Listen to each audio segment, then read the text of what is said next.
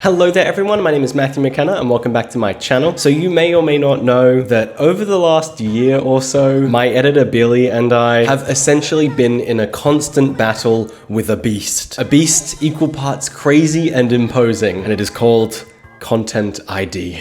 Copyright on YouTube has been a massive pain, despite the fact that everything I do on this channel falls squarely under fair use. We've had loads of claims, muted videos, blocked videos, and even the last time I tried to do a Taylor Swift video, straight up had a copyright strike the day we released the video. So because of that, we decided to trial like a new format. So here's a forewarning, I won't actually be playing any of Taylor Swift's music in this video. Essentially, I'm just gonna recap with my opinions and interpretations based off of the listening that I've done. As I said, I did a Taylor Swift video ages ago, so I've taken my thoughts then, and then I re-listened to the songs and put together my current thoughts on those songs. So on the bright side, this is gonna let me go quite a bit more in depth with how I feel about the song and the lyrics, because I've been able to write them out and not do them on the fly. Before we start though, if you're new here, make sure you click subscribe and turn on notifications so you get notified anytime I upload a new video.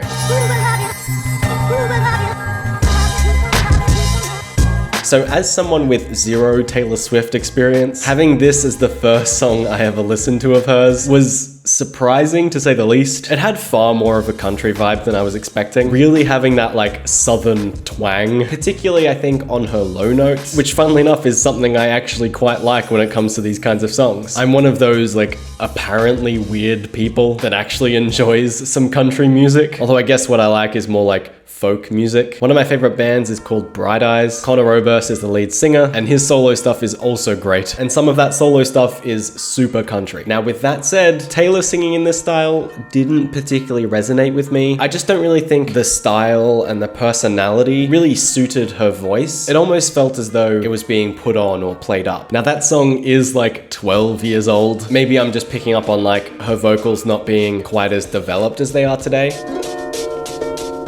So there were parts of the lyrics that I really liked, and then parts that I just did not like at all. I think my favorite lyric from the song goes, "Our song is a slamming screen door, sneaking out late, tapping on your window." And I really liked that because it kind of felt nostalgic. It makes me think of like this weird, cute teen romance. And it feels like instead of simply telling us what the relationship is like, it really describes it through actions of the characters in the song. And that's a really nice device to use. Instead of just being like, our love is secretive and cute, it makes what the people in the song are doing into the lyrics. Unfortunately though, I felt like most of the rest of the lyrics I wasn't really fond of. And like, look, a love song is always going to have some corniness. I understand that they are corny by default. Some of the lyrics in this song though were just way too much for me. I think the best one to really demonstrate this is one of the first lines, and it goes, "He's got a one-hand feel on the steering wheel, the other on my heart."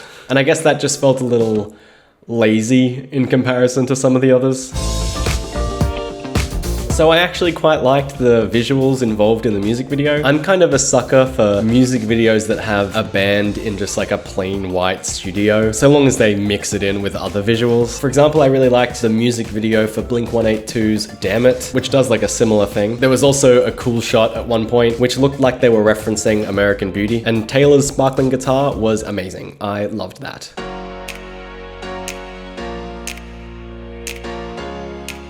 All right. Coming from our song to Look What You Made Me Do was just a complete 180. Look What You Made Me Do was released, I think like late 2017. So actually like a decade after our song. So obviously there's gonna be some sort of artist development, but I think there were a bunch of other factors that influenced this song. It wasn't just a poppy sound. It also had like a little hint of that electro pop vibe that is super popular today. I'm also gonna say that I definitely much enjoy this pitch from her. She has this kind of lower, raspier version of her voice, and I think it really suits her. Her voice and her notes also just sounded a lot cleaner. And one other thing that I particularly like about this song is that you can just really feel the emotion that's coming off of it. The last one just kind of didn't really feel like there was much passion or investment behind it, but with this song, you just get a sense of exactly how she's feeling. She's mad. She's vindictive. She's strong. She has a point and she is damn well going to express it. And often for me, when that emotion comes through, it just overall makes me more interested and more engaged, regardless of what the lyrics say or what the song is actually about. And I have to say, when I first listened to it and when I made that video a while ago, I actually thought that the chorus didn't really feel like it was powerful enough. The chorus doesn't really feel like that much of a chorus to me, and it also kind of doesn't feel like it really fits in with the song. But it's actually really grown on me after a couple more listens. And I particularly like the lead up to that pre-chorus where she delivers the lyrics way faster and it kind of feels like it's getting a bit more intense.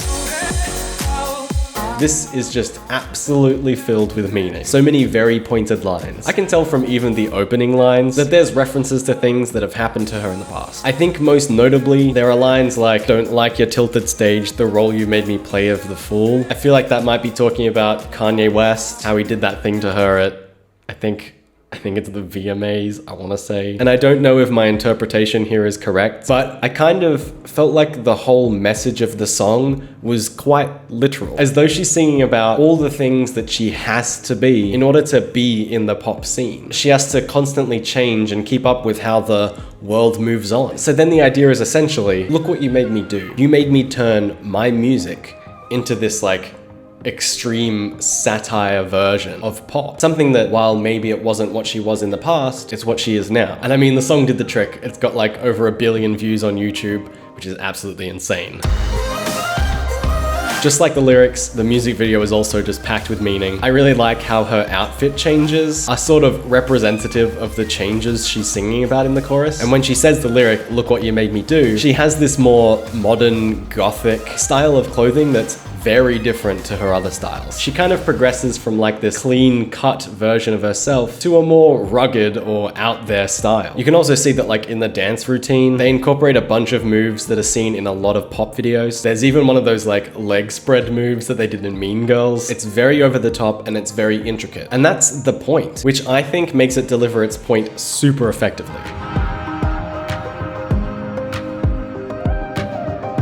Out of all the three we've talked about so far, this is definitely the closest to just a full-on pop song. I can acknowledge 100% that this song is the kind that would just make someone sing their heart out whenever it comes on. It's not really my kind of thing though. The instrumental is nicely layered and composed, but the singing just doesn't particularly do it for me.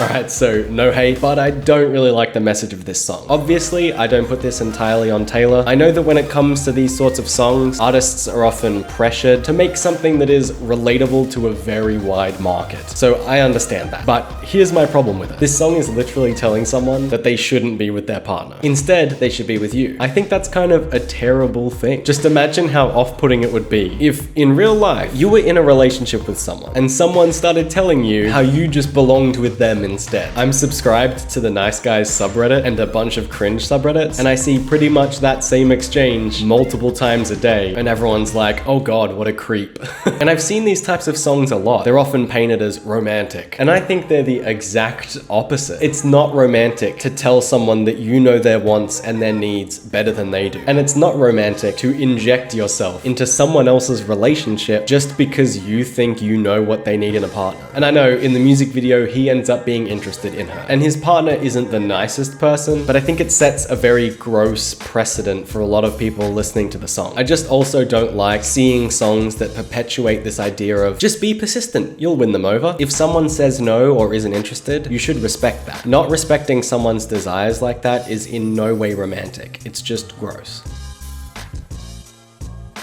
Now, given everything I've said about the lyrics and the meaning of the song, I will say that funnily enough, I actually enjoyed the music video. I found the visuals cute and interesting. I also love the scene before the big finale where she's like in that band uniform. One thing I found funny though is that it seemed like Taylor Swift was being portrayed as some ugly duckling story, but she still looked absolutely gorgeous when being portrayed as some nerdy, geeky girl. It was also that funny old trope of like, just take off those glasses and shake out your hair and suddenly you're a babe. At any rate, I found it fun. There is one thing I want to point out that I just found super weird. So the guy in the video went to prom with his girlfriend, right? But then Taylor comes over and is all like, hey, I love you. Then the dude also unfolds a sign that says, I love you, that he had in his pocket while he was at prom with his girlfriend. So he went to prom with his girlfriend with a note that says, I love you, for Taylor, just in case she comes up and confesses her love. What a sleaze.